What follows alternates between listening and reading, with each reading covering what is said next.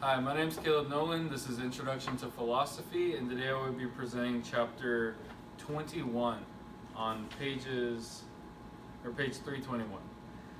So, chapter 21 deals with the problem of evil, specifically the philosophical challenges that the concept of evil present to Christianity and God. The concept of God, anyway. So, the ways that we relate God and evil, there's three basic ways. The first one is to affirm the reality of evil and deny God. That's known as atheism. The second one is to affirm God and deny evil, which is pantheism. And the third is to attempt to show the compatibility between God and evil. That's known as dualism, but also theism. So the first option that we're presented with in the book is illusionism, pantheism. So illusionism seeks to, or it affirms God and denies the reality of evil. So all evil is an illusion with no real basis, right? Evil is a necessary part of the total picture, and Alan Watts, a famous philosopher, he was a Buddhist / Hindu / New Age philosopher. I don't know how to explain it. But he says, all opposition has its resolution in an underlying unity. So life is one big mosaic, and evil is just a small part of that mosaic that by itself looks ugly, but when you put it into the full picture, it's a part of the greater scheme of things. What we perceive as evil is actually just another piece of the puzzle. The outside world is an illusion, and the only basis is psychological. So everything that we see and interact with and we deal with, it's our perception of reality. It's not real. God causes the world and evil to happen as a result of his existence, almost like a chain reaction. Alan Watts believed that we are God. God is everything, and that life is a game that God plays with himself because he's bored. Basically, it's like a game of hide and seek. It's this is Hinduism, Buddhism, and it's not all Hinduism, because Hinduism also has a concept of evil on its own that's a separate entity. But as theists, we reject illusionism because it is a complete rejection of the reality of sense perception. So why should we assume that our senses are totally untrustworthy? Why should we assume that reality as we perceive it isn't reality, right? And at what point does the illusion become reality? It doesn't really make any sense. Pain felt now, hurt felt now, evil done to us now feels real. So that makes it real. If our senses were totally untrustworthy, we'd have no means of acquiring truth, and the pantheists wouldn't either. The illusionists wouldn't either.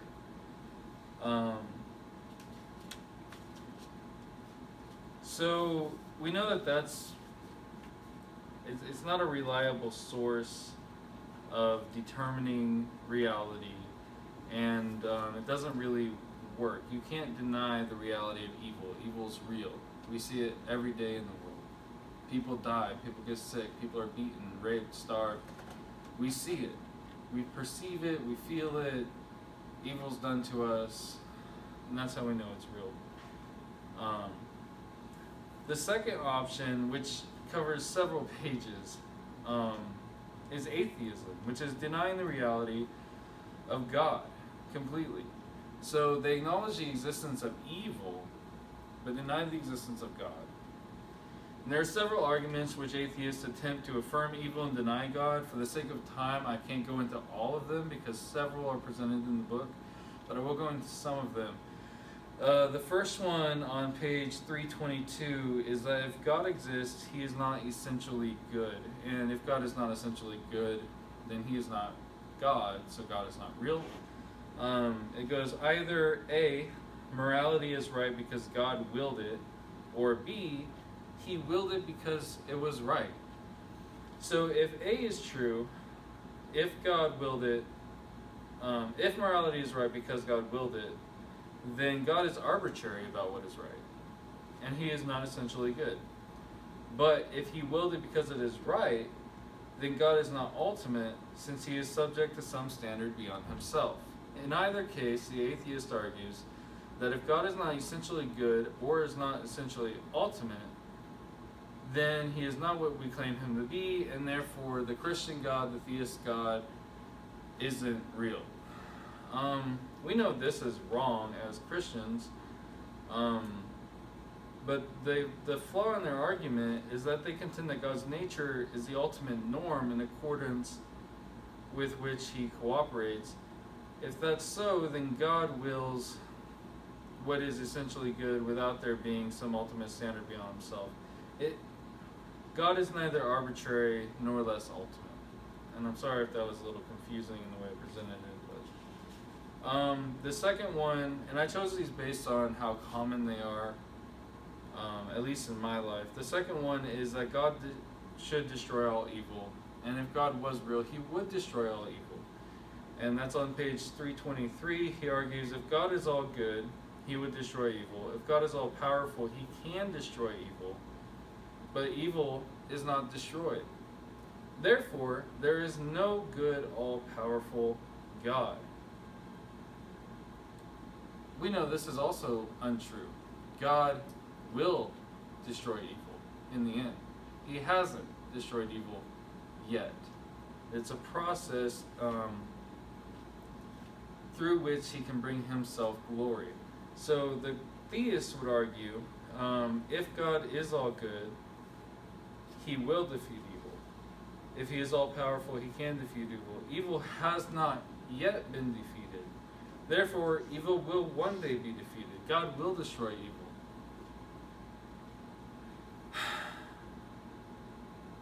If you grant that the theistic God exists, it's automatically a solution to the problem of evil. So there are several other arguments he has here, such as theists use a double standard, God and evil are practically incompatible. The next one that's really common is, why did God create a world that would sin? So I hear this all the time. People say, if God is all good and all knowing and all holy and everything, why would he create a world where we would sin? And the answer is, let me get into it.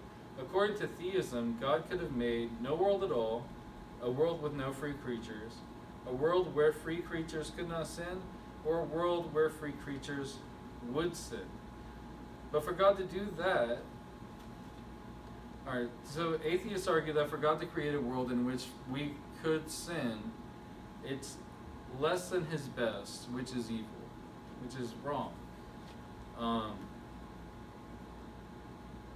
God created a world in which we had a choice.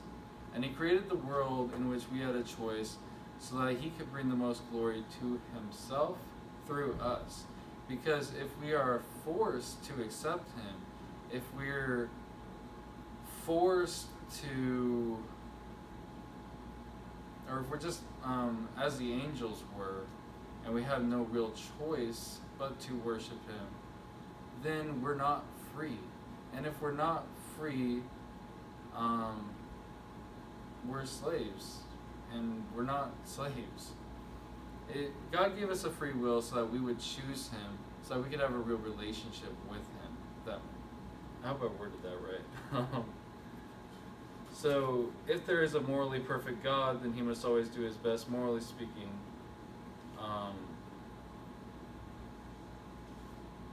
I'm sorry, I got into a different argument.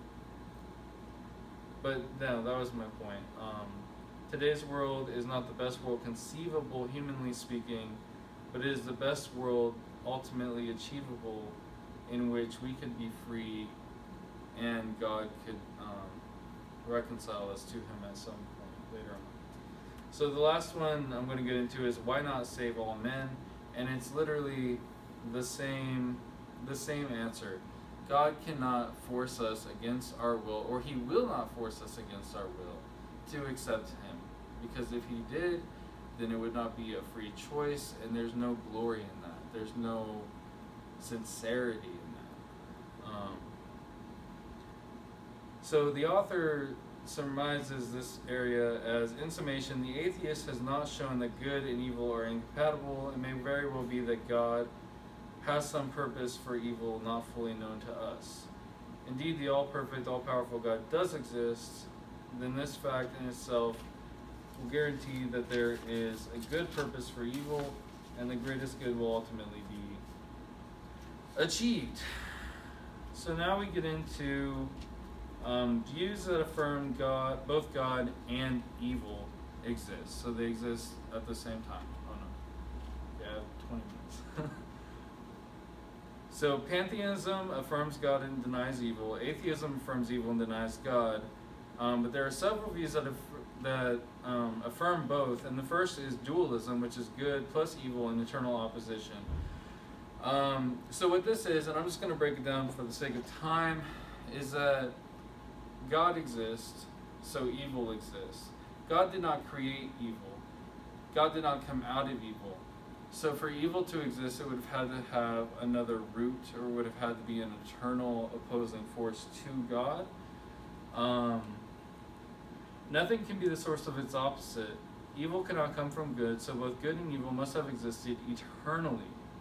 Now the theistic counter to this, and I see this accepted in many churches where they preach that God, by existing in a chain reaction, created evil, or evil exists because God exists, because God is good, and once he defines himself as good, he creates evil as an opposition to that, because whatever is not good is evil.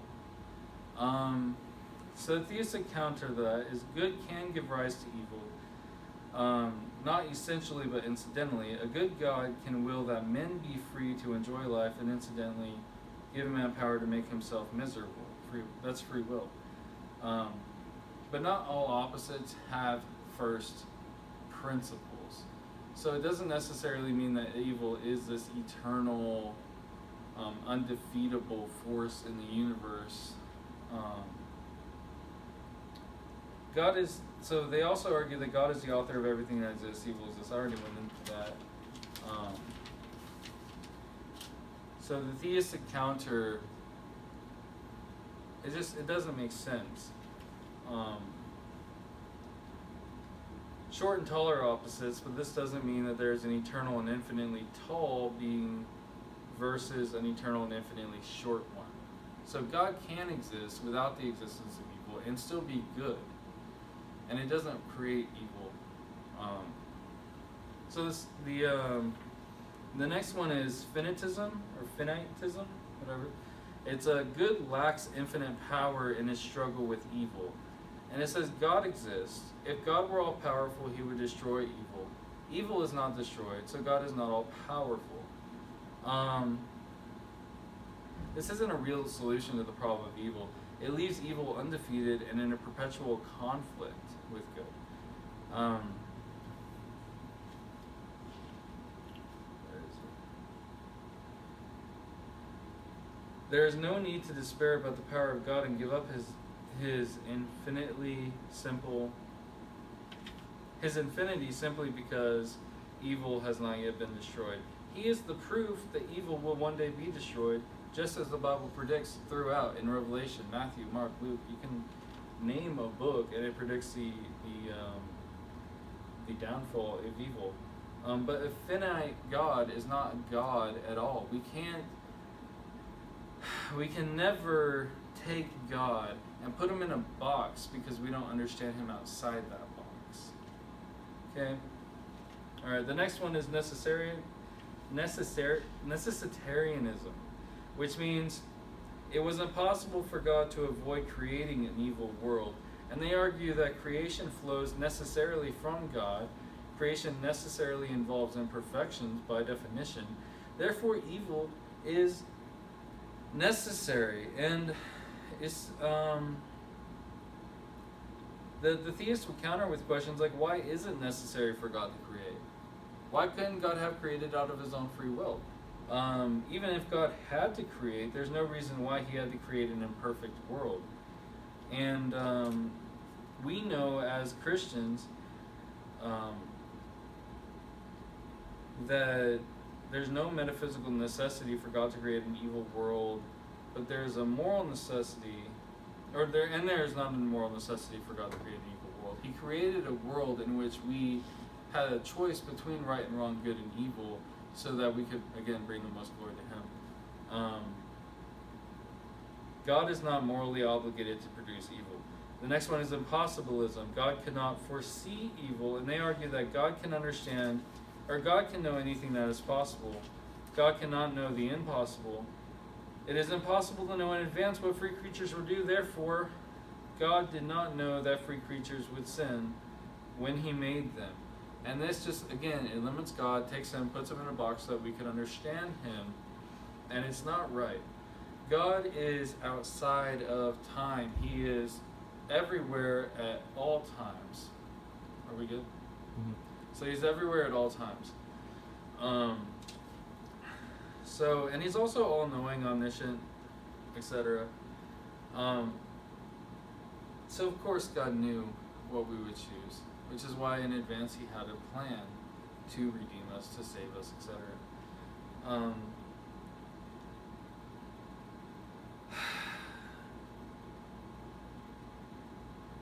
So the next one, there are some points he hammers out in this chapter. Either we are free or we are not. God cannot know for certain, or if we are free, no, this is what they argue. They say either we are free or we are not. If we are free, God cannot know for certain what we will do, and if we are not, God, or if God knew or did not know about the evil that would come, then he cannot be blamed for creating the world.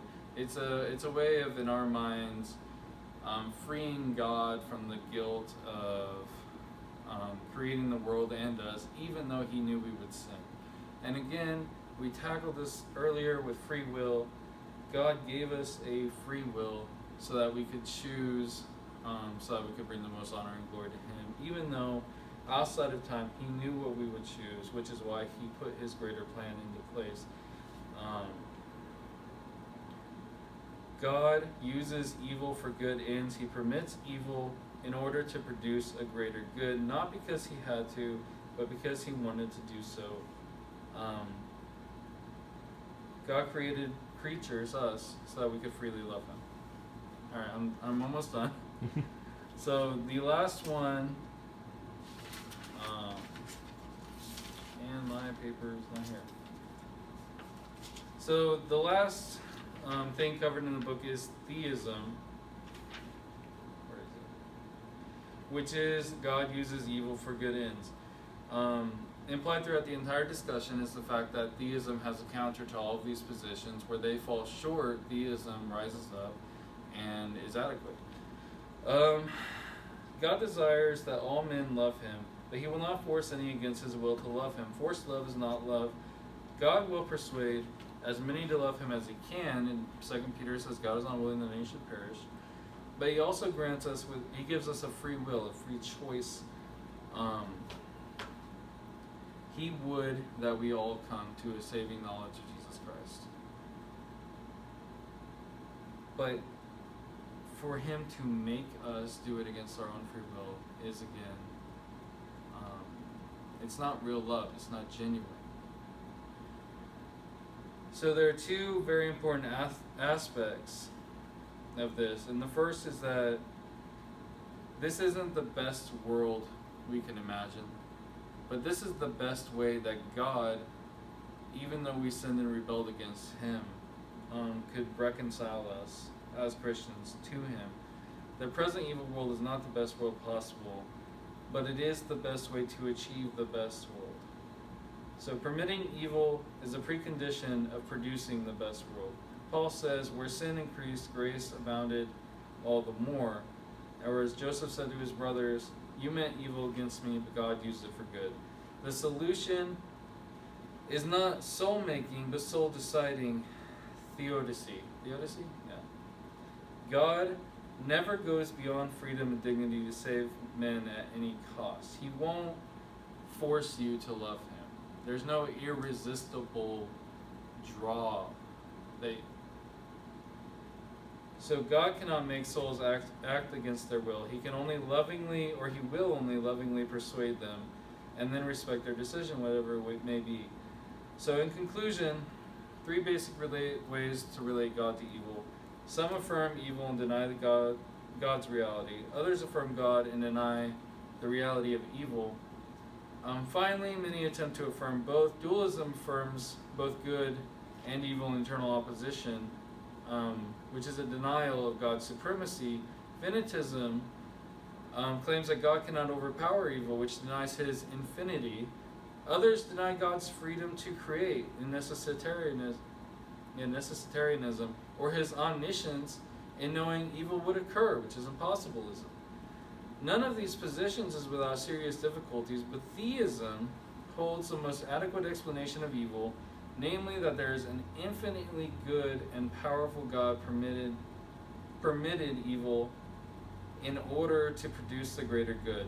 His free world is the best way to produce the best world, and God will always do his best.